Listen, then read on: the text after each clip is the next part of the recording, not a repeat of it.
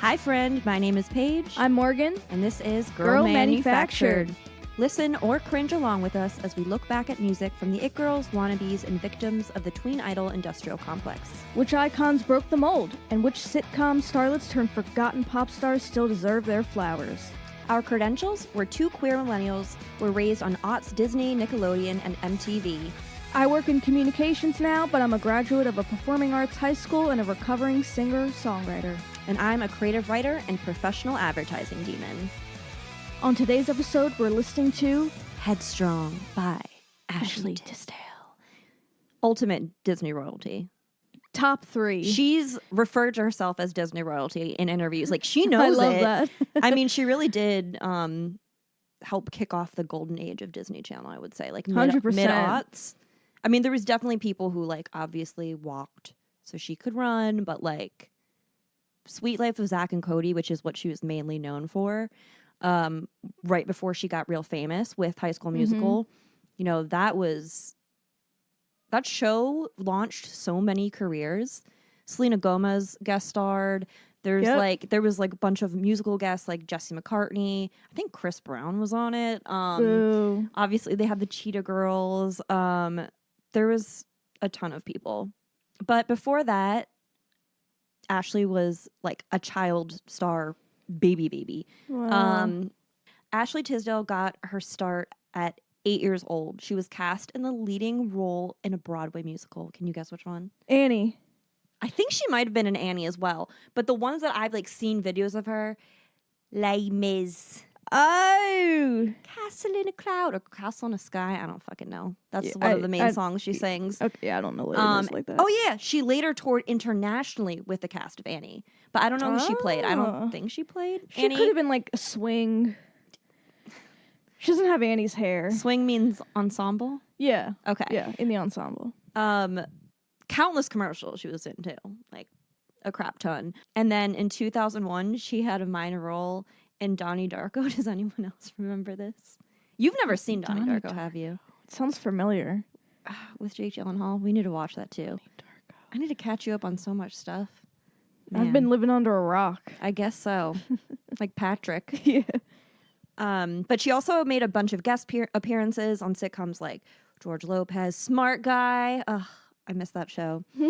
Seventh Heaven, Ground for Life. Yeah. Not Seventh Heaven. Oh, God. Ground for Life, Strong Medicine, Charmed, and Beverly Hills 90210. But like I said, her breakout role, not like in theater, on television, was in 2005 with The Sweet Life of Zack and Cody. She killed it as Maddie Fitzpatrick. And that's how she was known. She was known as Maddie. And then in 2006, so this is like a year after Sweet Life premiered, she became Sharpay frickin' Evans. I mean, that's a character switch. She said, I will not be typecast. No, but it's actually funny. Not that this is typecasting, but I was watching a documentary. Is it the Headstrong documentary? No. I did watch that, but it was a clip from behind the scenes. We did our research. We did behind the scenes of like High School Musical or something, and they asked Monique Coleman, who played Taylor in High School Musical, like a Vanessa Hudgens' best friend, like one of the nerdy girls. They asked her, Lucas Gabriel, who played her twin brother. Yes, little Morgan did the little ding gay hand. Yes, he was absolutely gay coded. And I think who was it? Why can't I remember his name? Kenny Ortega. Kenny Ortega confirmed that like he was intentionally gay coded. Yeah. And that he would have been out as gay now. But they asked him, her, and I forget, I think one other person, and they were like, who's the most like their character? Oh, I think Vanessa Hudgens. And they are all like, Sharpay is Ashley. Ashley is Sharpay, basically. And in that same like interview, but separately, or in that same video, they asked Ashley if she thought she was like Sharpay, and she's like, no, I'm not at all like Sharpay. But then like years later, like within the past few years, she was talking about it, and she's like, yeah, I was like Sharpay. Does She admitted Sharpay it. have any Leo placements? I should have looked it up. There's no way she doesn't. She might be like me, double Leo. If I were triple Leo, could you imagine? I don't even know if that's possible though. Yeah, You'd probably have to be born in a certain year. But Sharpay and Maddie is how she was known until this album, Headstrong. Also worth noting that Tisdale was 20 in 2005 when she started Sweet Life of Zack and Cody. Okay. So, like, that's so young, but it is a little, I feel like, on the older side for some of these Disney Channel stars. Definitely. Like, she wasn't 15. And not only did she dominate the High School Musical franchise, 2 sequels, right? One of them being theaters, plus her own spinoff, Sharpay's Fabulous Adventure. She was the first female artist in history to ever debut with 2 singles simultaneously on the Hot 100. What I've been looking for and Bop to the Top. Holy crap. Both from High School Musical 1. She's a queen. She really is. Again, Disney royalty. Shortly after the first Emmy-winning High School Musical, she then pursued a solo music career and released her debut album, Headstrong, on February 6th, 2007. Dropped this. You gotta remember what's going on in the culture. 1, I was 13 and a half years old. Ashley was about a little over 21 and a half years old. She's a Cancer, July 2nd. How old would you have been then? I would be turning 13 shortly. Pivotal years for all of us. Yes. It's 2007. Steve Jobs had just unveiled the what? The iPhone. Yeah. I got that one right. Yes, you did.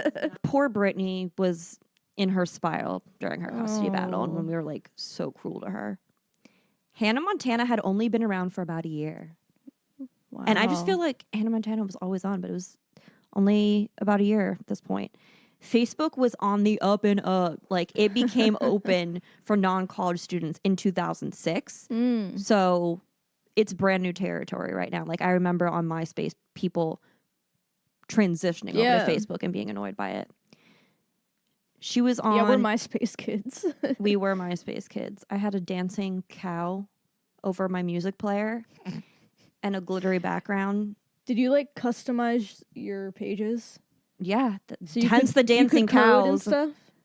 I mean, quote unquote, what was coding for MySpace? Yeah, like you Google stuff and then you type the things in. Yeah, I wasn't as good as some people, but like I know some people like everyone really was doing it.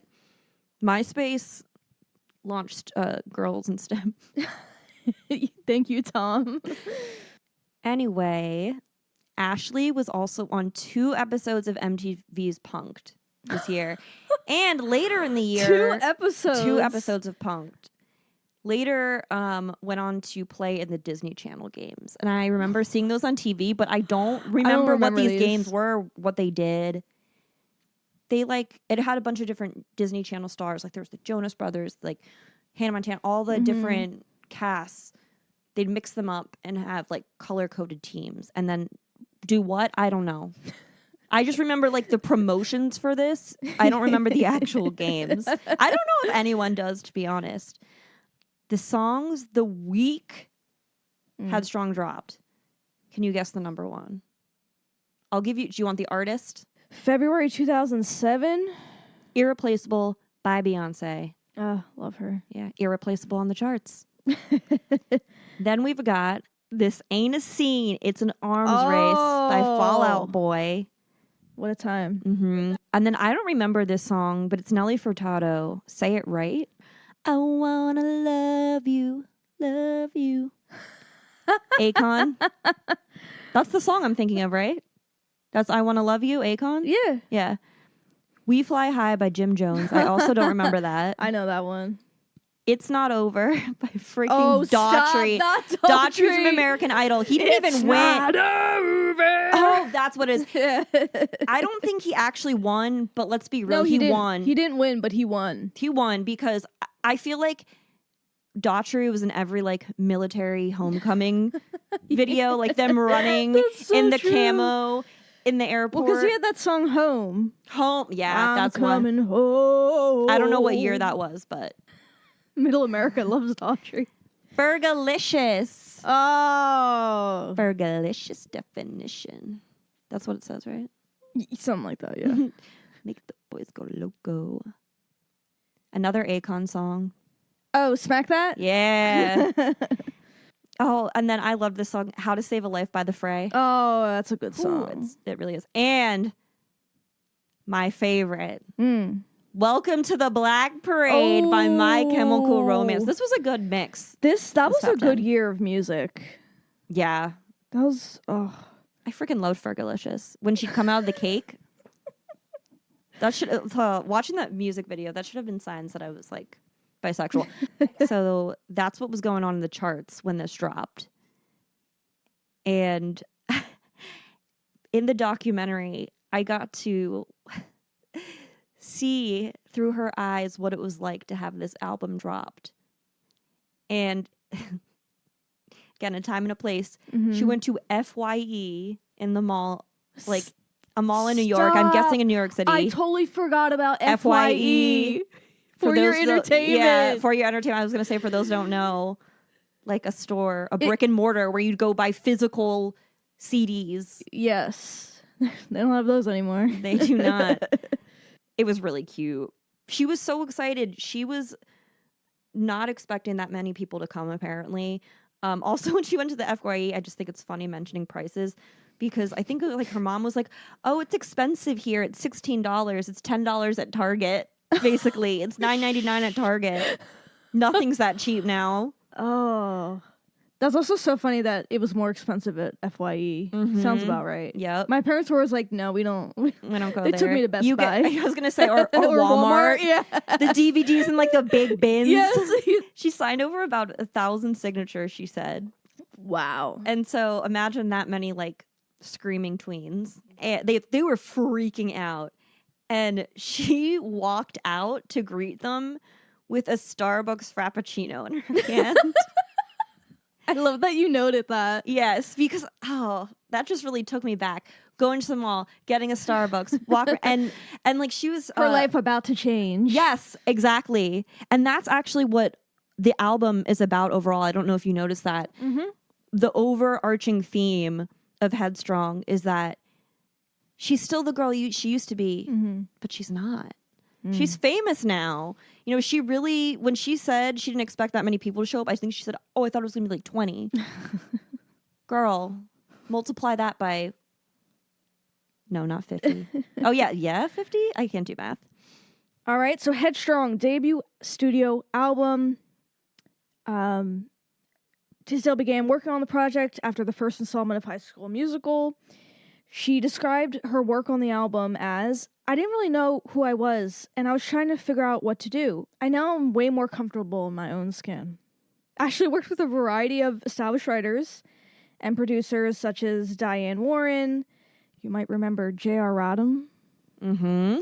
Ryan I saw him in the in the documentary. I got to put a face to the name. Interesting. He said she was a star. He said that she was, he knew she was a star as soon as she walked in. Wow. Ryan Tedder from One Republic, among others. Commenting that the album garnered its title from her personality, Tisdale said she wanted to use her first album to formally introduce herself personally, and not as one of the several characters she's known for. Headstrong's style derives mainly from the genres of pop, hip-hop, and contemporary R&B, backed by electronica. The album also has hip-hop beats, some dancehall, and some Middle Eastern influence as well. Arabian Nights.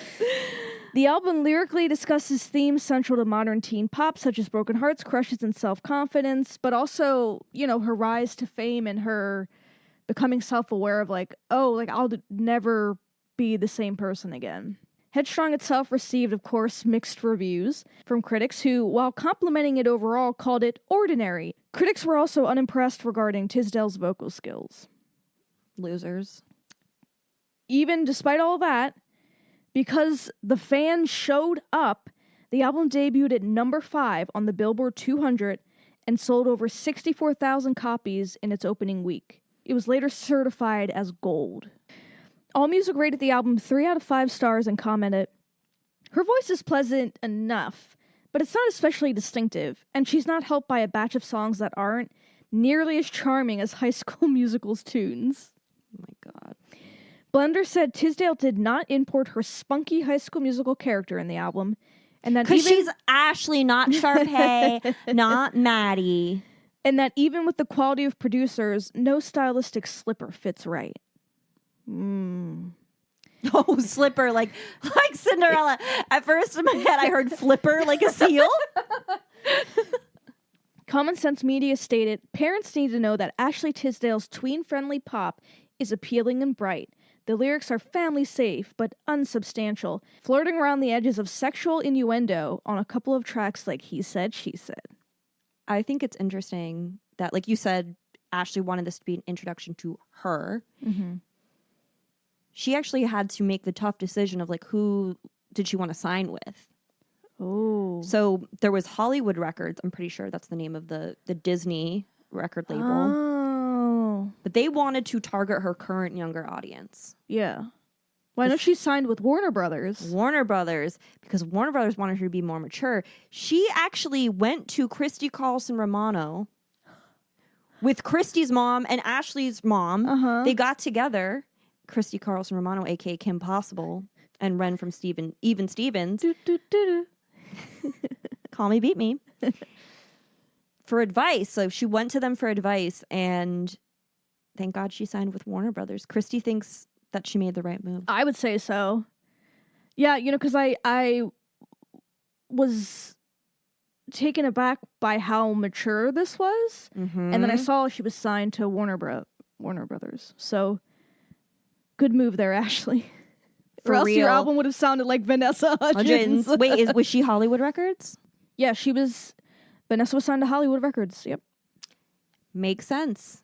Because you can tell Vanessa was signed to Disney. Yeah. Ashley also had a lot of creative control over the album. Did you know that? I didn't. So she got to pick the songs, all of them, would change her lyrics if there was something she wouldn't say. She was saying in her interviews that she wanted every song to tell a story that had been in her life. Like, everyone's been through breakups, girls being jealous, etc. She was all about that because she wanted to give her fans something they could relate to and show them that she's normal.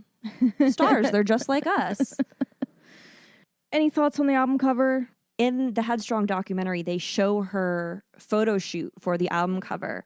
And it was sweet because in the beginning she was nervous but excited at the same time. She's talking about how she really trusted the photographer. And the way they did her hair and makeup was like definitely an edgier look. But then later she said, I thought he was an amazing photographer. However, I felt like I was being told what to do and who to be. Totally like no expression, just kind of like a broken doll through the whole thing. And it wasn't showing my personality much. My personality is energized and sassy. I wanted to show that for my album. It felt like he had one particular vision and was sticking with that the entire time. But she did, however, find a particular photo that she liked that showed off her personality. And that's with layering queen, so many good tights. Yes. It was like the black and white striped tights. I think she's like sitting in the chair, like kind of slouchy, cool. Also, her hair and on the album cover, on the red carpet, everywhere her hair was iconic because she had those like blonde swoopy bangs. And apparently took her hours. Every girl across the U.S. brought that photo into their hairstylist. Oh, I had swoopy bangs at one point. My hair was always shorter, but I did have like a bob with like the swoopy bangs. On TRL, Ashley said that Gwen Stefani was one of her biggest influences as an artist. Which I was like, really? Because I didn't hear any Gwen Stefani on the album. So I feel like maybe she just likes Gwen Stefani and like liked her attitude. Well, I can see the influence because of when Gwen was a solo artist, there was a lot of like pop mixed with hip hop mixed with R&B influence, and there's a lot of that across. I see what you're saying. That's very true. That's very true. All right, let's get into the track by track discussion. So Much for You kicks off the album. It's an electro pop track where Tisdale sings about wanting to find true love. It was produced by The Matrix, who we heard on Miranda Cosgrove's Sparks Fly album. I gotta say, as a kickoff for the album, I was a little underwhelmed. Same. It made the album sound like way cornier than it actually is. Yes. Especially the So Much for You in the chipmunk voice. Stop! I had the little baby voice during the last chorus saying, So much for you.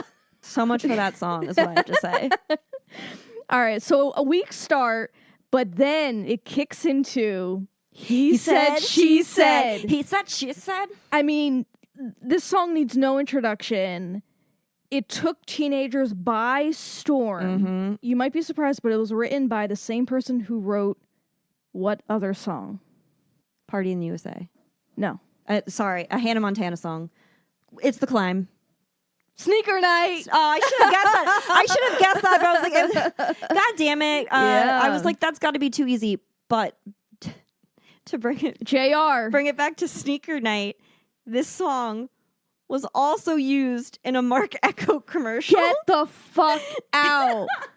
Yeah, it was also in a Degree Girl commercial that she appeared in. Of course. Also, Ryan Tedder of One Republic helped out on the song. So He Said, She Said incorporates pop and contemporary R&B with elements of dance pop and pop rap. The song has been described as... Enough of the white girls doing pop rap. It's... They all tried it. They did. The single was certified gold because it sold over 500,000 copies. I totally forgot about the Phantom of the Opera instrumentals first. Nick Levine of Digital Spy said, sadly, He Said, She Said fails to capitalize on Tisdale's on-screen charisma. How? With its Phantom of the Opera style organ intro, fractured beat, and so I'm not alone. And smoothly cooing chorus, it sounds like a Destiny's Child album track from the early 90s. I mean, what's wrong with that? This song is certified gold in my heart. He Said, She Said ranked number 81 in About.com's top 100 pop songs of 2007. That seems too low. This song was just all over the place. Yeah, and that was just for 2007. I don't know how it ranked 81. Because it also aired on regular like radio. Top 20. Yeah, it was on regular radio channels. Plus, it was on Radio Disney with the altered version. Mm-hmm. Instead of saying like, because there was scandalous lines, way too scandalous for Disney. The One Night with You, All That We Can Do. They changed that to One Day. They said no nighttime activities. That's hilarious. Mm-hmm. But they left in other lines. I mean, I could be wrong, but they left in like, I can see us touching like that. What? That makes no sense. Also, like the girl walking the spot, she stops traffic. She's got everything like her asset. Ooh. She almost said ass. The ass that she's talking about is her ass. But so Jessica Alba, fantastic. Oh my God. Like, you can tell what era we were living in. Yes, I wrote that. That's actually a fan quote from Reddit. And this is like people commenting like in modern day. Yes. Like 2023. Yeah. This song is the reason I say Jessica Alba Fantastic all the time for no reason. I need to start saying Jessica Alba Fantastic. We need to bring it back. It's amazing. He Said, She Said comes, no surprise here, it's Tisdale's most successful single in the United States. It peaked at number 58 on the Billboard Hot 100, reached number 37 on the Pop Songs chart, and number 21 on the Hot Dance Club Play chart. I'm not surprised about the Hot Club, whatever, dance, blah, blah, blah. Because in 2009, so a little bit later, there was a mega remixes edition of the album that was released for a digital download. Yes. It featured 16 remixes. 16? Of the single. One of them is over 8 minutes. Oh, I couldn't bring myself to listen to it. You couldn't. So overall, I thought some parts of the song aged better than others. Like the one part that didn't quite, again, is kind of what that review called out, the Phantom of the Opera style organ part. Oh my God. I'm like, I hate that like part. the freaking like organ. Yeah. But I like it because it makes me laugh. So I guess it's maybe not a good thing. I also like Phantom of the Opera. The part that I think aged really well, and I wish I could just pluck it. Yeah. And like just put that on repeat. It's the, he said, girl, you winning. She said, boy, where you been in? Oh, I love that. It's so good. Just the like chorus, that, yeah. The chorus is really good. That's what I wrote down, that the bridge and the chorus Oh. And it's like, you know what? They still are a bop. It pays off so well that it's worth having to listen to. You know? So I'm like, if that's what I forgot the lyrics. You captured the payoff essence. is worth it. Thank you. It does go hard. I mean, Ashley said that it's the song that gives you the confidence to go up to somebody. I'm going to use that the next time I have a job interview. You have to hype yourself up. Yeah. You'll like, he said, she said. Some other quotes from fans. Not me listening to this on repeat in third period chorus thinking I was a bad bitch in my smelly ballet flats. Still slaps to this day. Oh, I too had smelly ballet flats. The little bow. I used to listen to this and imagine I was a spy doing a huge museum heist or something. I don't know why. I get it. I can see it. Because I used to do that shit when I was little. And like, why would it be in this context? But it works. I didn't have my own computer at home, so I'd go to the local library and watch the music video on repeat. Aww. Someone said, I had no idea what the song was about as a kid, and I danced to it on full volume. Common sense media was right, just skirting around those innuendos. And this will take us to the music video. Someone said, this started my obsession with knee-high socks with shorts in high school. I can see why, because in the music video, actually in multiple music videos, in He Said, She Said, she's wearing these like thigh-high socks. Like there's always some sort of statement sock going on. And these statement socks were like hot pink, I believe. It was a look. And I feel like, was she wearing those sneakers that were like strappy that like kind of looked like wedges? Probably. Maybe. My first comment right off the bat was they seriously needed a strobe light warning at the beginning. Like, holy crap. It was the club. Also, the quality, the 240p. Wait, did you I watch it in higher quality than you? Mine was crystal clear. Oh, did you do it on Spotify? I did it on YouTube. Oh, my quality was horrible. First thing I noticed, other than they need a strobe light warning, the product placement. My God! The LG chocolate yes, slider. LG chocolate. Yes! I wrote that down. I was like, oh so my God. What a throwback. Yeah, they were pushing that phone so hard. As my Gen Z sibling would say, that's goated. The LG chocolate is goated. I didn't have one, but I like knew people who did, and they were so cool. They were so cool. Because again, the iPhone had just been... Yeah. Like, not even out. It was just introduced as a thing. So, like, this was one of the coolest phones you could get. This was before everybody had an iPhone or a smartphone. That, a Sidekick, a Razor. I wanted a Sidekick. Another obvious product placement was the perfume she sprays when she's singing in the club's bathroom. God. Gotta smell like a baby angel. But I can't tell what brand it was because of the quality was so poor. Well, I just couldn't. Maybe I wasn't paying attention enough, but the first thing I thought of, and I know it wasn't this because this is not what the bottle looked like, but it just took me to that time, and I was like, of Pink, or was Pink a little later? Maybe that was 2009. I think Pink. Wait, like Pink Victoria's Secret. Yeah, Pink? That might have been around, but I am thinking of Victoria's Secret. I wanted to smell Love Spell so bad. Did you have Love Spell or know anyone who wore it? I bet I could find it on like eBay or something. Oh, I might 100%. have to get it. And did she take a picture of the love interest guy she saw in the club? Is that what she was doing? Maybe. Also, when she sprays the body spray, whatever it is, I like that she's singing in a mirror to herself at this like grungy club bathroom. Oh yeah, that was my favorite part. That was so relatable. Right? Somebody took a huge ass dump in there and she's just spraying it up. That's what it was her. I want to talk a bit about the plot, concept, whatever, of the music video.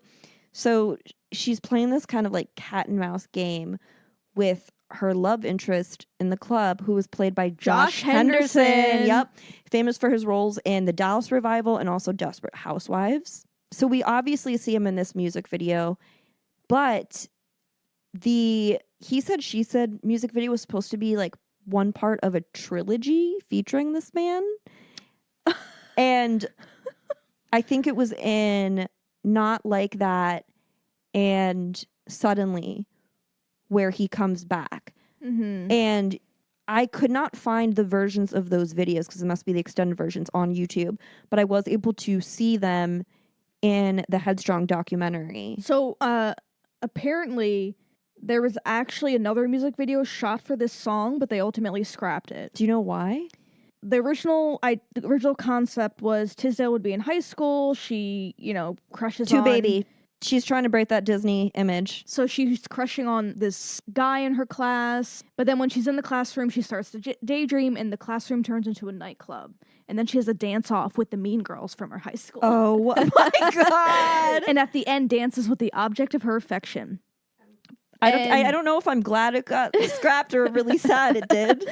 Tisdale even stated that there was originally supposed to be a kissing scene in the video, but it was removed for the purpose of her younger fans. But yeah, then it got scrapped. So I was going to say that whole thing sounds like it's meant for younger audience. Yeah. Fun fact, the world premiere of this video was on MTV's TRL Total Request Live TRL. on September 19th, 2007. Her older sister, Jennifer Tisdale, appears in the music video. She also appears in the extended version of another one. Next up, we got Be Good to Me. It's a pop R&B song, and this was actually the lead single from her album. So He Said, She Said was the second single released. The song describes relationship problems between herself and her boyfriend. However, she wants to fix the relationship rather than end it. The song debuted on the Billboard Hot 100 chart at number 96, and it rose to number 80 the following week before exiting, spending a total of 2 weeks on the chart. When I saw there was a rap part, I was really skeptical. It's not the worst rap verse from an unnamed artist that I've heard. 100%. It actually wasn't cringe. Oh my God, it's not like, what's his name in Burnin' Up? Burnin' Up by the Jonas Brothers, or Hook It Up from Vanessa Hudgens. I pulled up my pants. Or Lil Mama's verse that was so boring. Yeah, it was not bad. Who rapped it? So the rapper is David Jassy, and he is a songwriter, a musician, a producer, and a rapper. Overall, not a bad song. No, lyrically, this story is what I thought So Much For You was going to tell. Like, tale as old as time. You put your faith in a fuckboy. God knows I've done it. You give them benefit of the doubt just for them to let you down. And you just keep on trying to, you just want to give them a chance, but to no avail. In her documentary, she said at the time recording it, there was no story behind it. But shortly after the album, the roles had kind of reversed because she was seeing a guy who just wanted Ashley to be good to him. But she had to tell him that she couldn't be there in the way that he wanted and deserved, unfortunately, because of her career. She was just traveling too much, working too hard. Aww. Learned that in the doc. As soon as the opening instrumentals came on, I was like, this sounds like Survivor by Destiny's Child. With some slight, it's your birthday violin vibes. Also, there is a music video for this, but it's basically just footage from the documentary and her performing the song live at some high school musical event. So boring. Next up, Not Like That, a pop R&B song with some influences from Middle Eastern music. Lyrically, the song deals with life in the entertainment business, and Ashley actually co-wrote this song. Tisdale said the song is about how people often see the glamorous side of this career. It's really saying it's not like that, and I'm just the girl next door. There's always somebody who either loves you or hates you, and you just have to have a thick skin. The first time I played it through, I thought the song was doing too much, kind of like an identity crisis. You had the pop R&B, then the Middle Eastern vibes. But then I watched it. But then I watched the music video, and then the song grew on me. I like it better with the music video. Yeah. The music video in the extended version shows her sister, again, her real sister, in bed, being like, oh, you should forget about that guy, blah, blah, blah. Asking about the guy in the club as Ashley reads a tabloid. So again, this would have been the second video in the trilogy. Did you see the music video, the thigh-high socks? Yes! This is where the white tube socks with the two pink stripes at the top come in. Yes.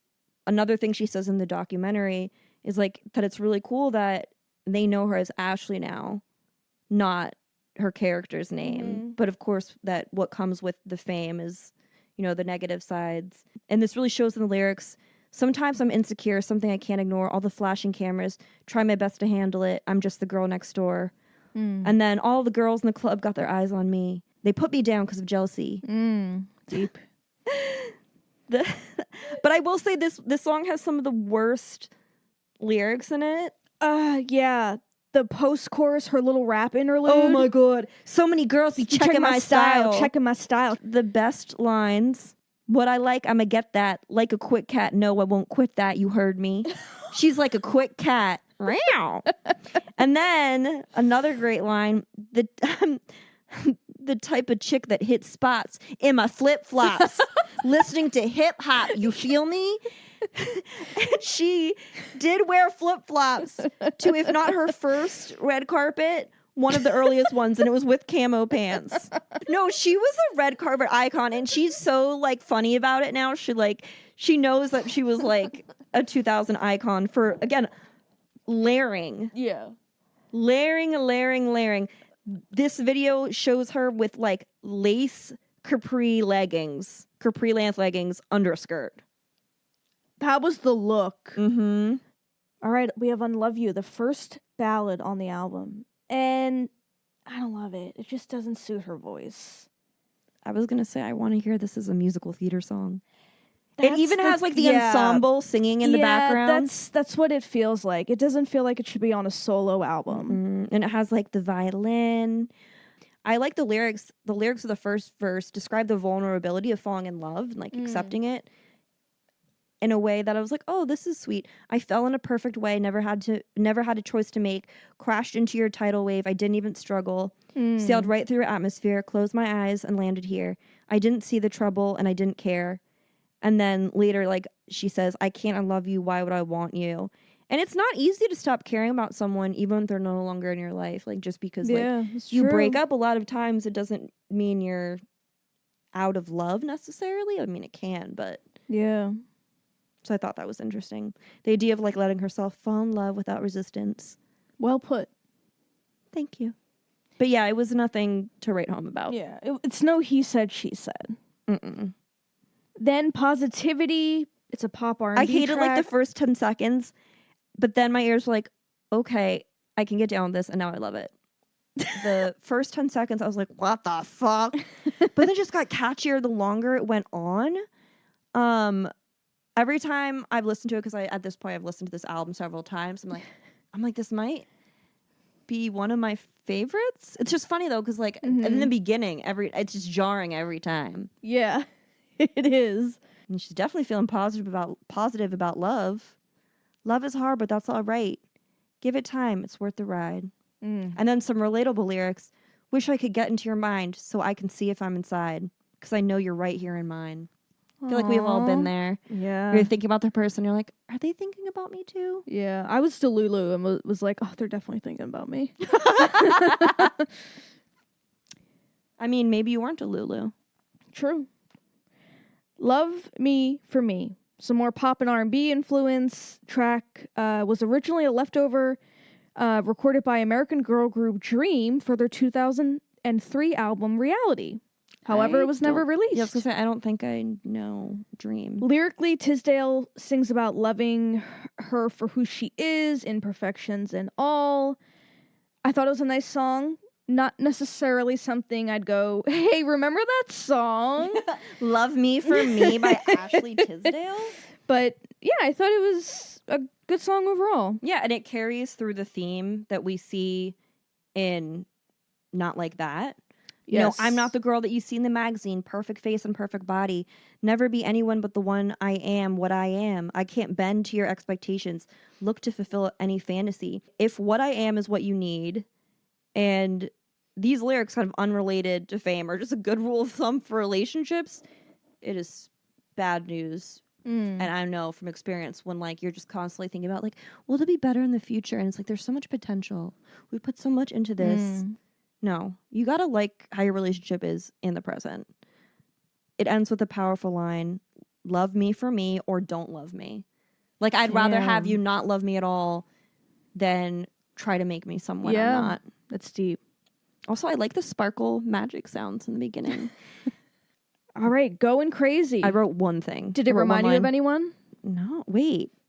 It reminded me of You Drive Me Crazy by Britney Spears, the chorus. Okay, I was going to say, I don't have it written there, but like one of my notes for the overall for the album is that I got a lot of Britney Spears influences. Oh, 100%. More so than Gwen, but... Same. Gwen was more like the production than the vocal, but vocally, yeah, I get a lot of Britney inspiration. I wrote nothing too deep and fairly generic, but damn, it's got a catchy chorus. I put nothing special here, a little forgettable. So yeah, we're on the same page for that. Over it. I have so many things to say. But first off, it was co-written by Ashley, but the intro just had me cracking up. I loved it. The voicemail you know opener. What? I don't need this. And I cannot believe you. Over her? And why you gotta lie about it? That's it. I'm over it. I feel like voicemail openers are like classic like 2000s technique. And so especially because nobody does that anymore. Because we don't leave voicemails. We need to bring it back. We don't call people. Ugh.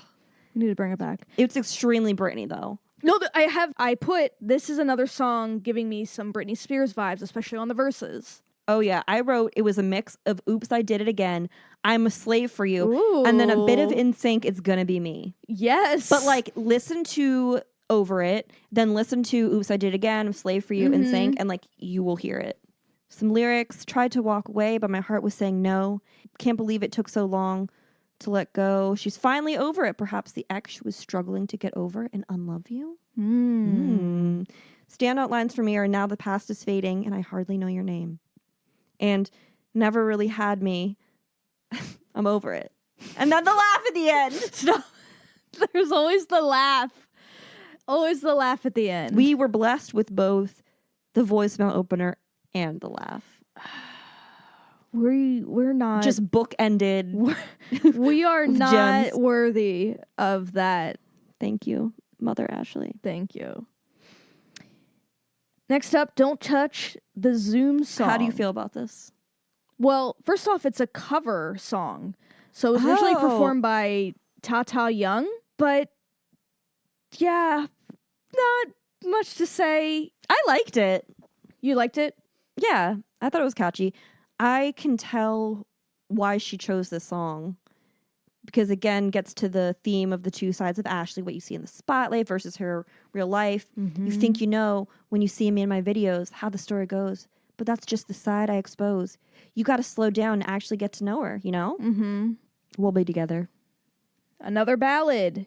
And again, I don't like her voice on these ballads. It's not bad, but it's just...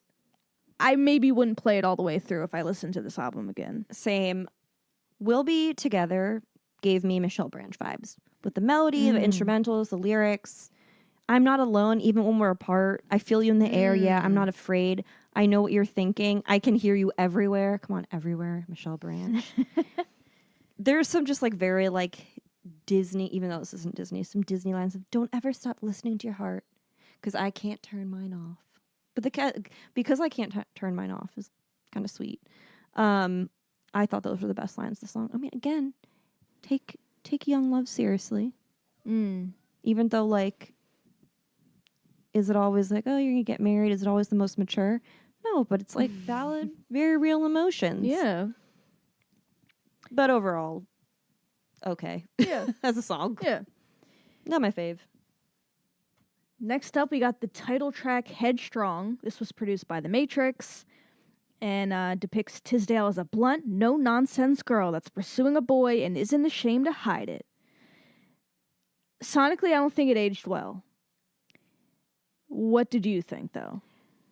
The song grew on me. But when I heard it, I was like, oh, okay. Like, there are way better tracks on this album. Yeah, the fact that she says I'm a positive kind of girl, I am. And she has a song Positivity, and she has another song, I feel like, somewhere that she says she's positive. She's a very optimistic person. She is. God bless her. The melody of the chorus kind of like took me by surprise. I don't know. I don't know where the song was going. Yeah, it was Headstrong. It was a Headstrong song. Then we have the last song on the album, Suddenly. Again, co-written by Ashley. It's a ballad where she sings about her rise to fame and how it's made her feel, grappling with the fact that everything around her has changed. Suddenly, I'm in front of the lights. Everything I'm feeling, scary and beautiful at the same time. And every day, I tried just to breathe. I want to show the whole world the truth inside of me.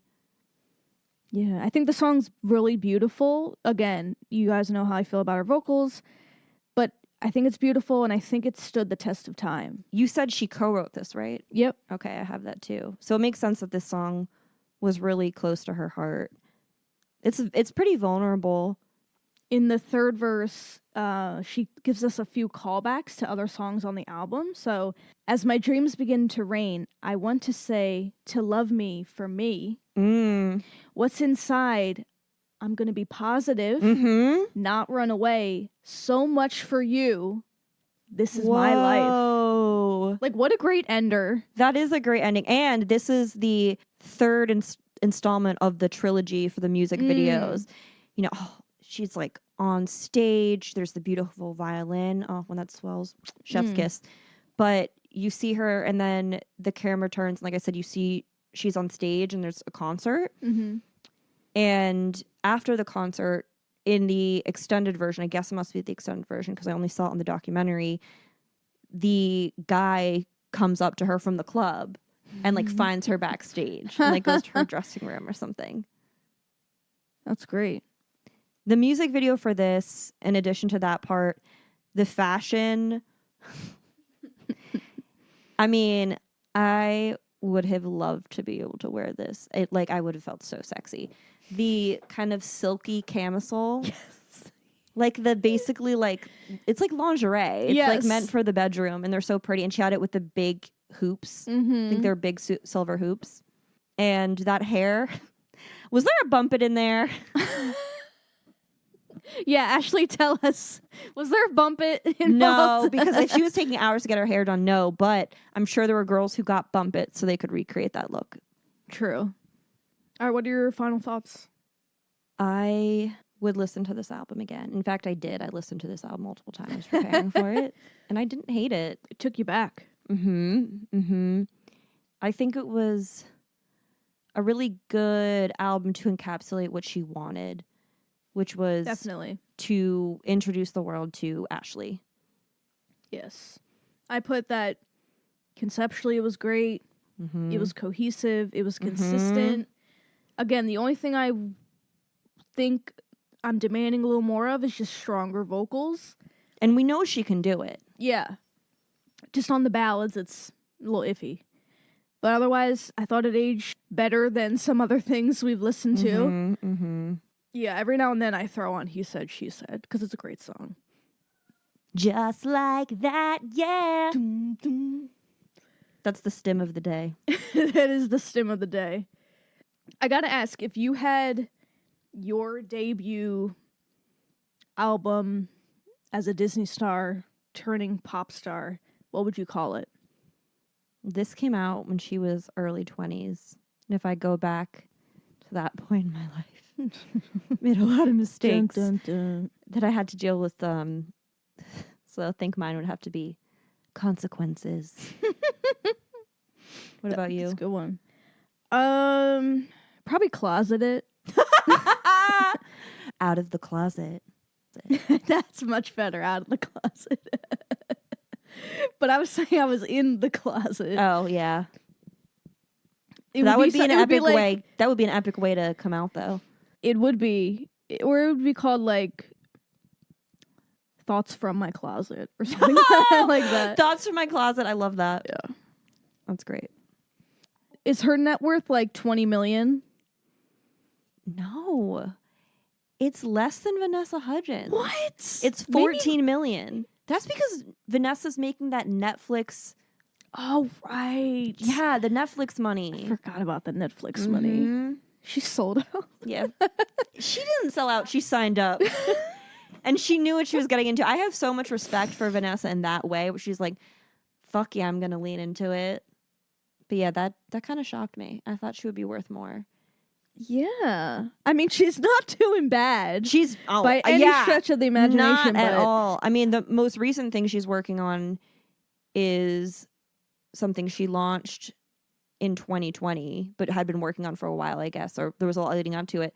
She launched Frenchie because, quote, like so many of you, I was trying to understand my relationship with wellness, because this is during quarantine. And she, at this point, either was pregnant or just had her baby. Oh, she's a mother? She's a mom. Aww. Her baby's name is Juniper. Aww. Isn't that cute? That's so pretty. Yeah, she got married to Christopher French.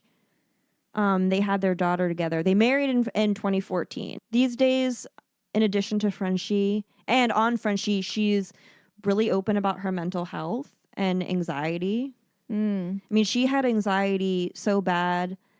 Well, it was manageable for most of her life, but then it got to a point during Symptoms, which I believe was her third album around 2019. It's when the anxiety really flared up. Same. Well, it was called Symptoms for a reason.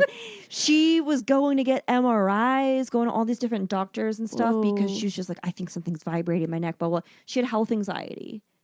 Oh, that's the worst. It sucks. I've been there. Yeah. And that was part of her journey to Frenchie. Oh, good for her. So, right? So she made it out like partially unscathed, like or for the most part unscathed. Yeah, the most shitty things were obviously dealing with the paparazzi. At one point, somebody broke into her house with a camera. What the? It was probably Perez Hilton. Do you remember him? I remember his blog. I used to follow it. Same, and he would like. He was so. That was weird, and we all loved it. We were so cruel. But wait, someone broke into her house, and like was she there? It was in 2008. Holy crap! So what? This is a year later. Yeah. I forget if she said she was there, but I think she mentioned like following. They broke in an entry and went into the hall and followed my stylist. Is what she said. Oh my god! But the police came like really quickly, and she thinks it was just an attempt to get footage because this also might be around the time. This gets into like how did Hollywood affect her? She got the nose job, and I feel really bad. Like I didn't know she. I didn't. I was like not. I was not this like deep into. Morgan doesn't know all the Disney lore or the tabloid lore. So did she actually get a nose job? Or she did. Alleged? She did. Okay. So they were trying to get that shot? I think they were trying to get that shot. In 2007, Tisdale had rhinoplasty to correct a deviated septum, which had caused trouble breathing. She told People at the time, the older I got, the worse it got. I went to get it checked out, and the doctor told me the septum was 80% deviated, and I had 2 small fractures on my nose. And so this was true. But then on her website, Frenchie, she talks about it. And the bottom line is that it was a very traumatic experience for her. And she said it makes her very emotional to this day. More quotes from this. To be clear, it was not about changing my appearance. After several doctor's visits about my health issues, they also suggested shaving my bump down. I was young and didn't put much thought into it, so I decided, why not? It wasn't a big deal to me, nor was it like I was dreaming of the day I'd get a nose job. On the other hand, I have zero judgment towards anyone who does look forward to that day. Your body, your choice. And the aftermath and the hardest part was not the recovery, but the media who constantly tried to paint a picture of me as someone who didn't like their appearance. I love myself, but I was just very unaware person at the time. As you have all seen my wardrobe choices, LOL. I love her. She said, I was proud of who I was then and still love proud. The self-deprecation. Yeah. She said, if anything, she was insecure after the procedure. Oh, Ashley, I just want to give you a hug. Another reason she's pretty grounded is her dad was very adamant about her going going to public school. So she obviously did like homeschooling on like certain sets and stuff when she was little. But from 7th grade on, so like through high school, she went to public school in California. She also worked at like a bunch of mall stores. Aw. Another sign of the times. Claire's? But Wet Seal. Wet Seal. Hollister. So dark and smelly in there.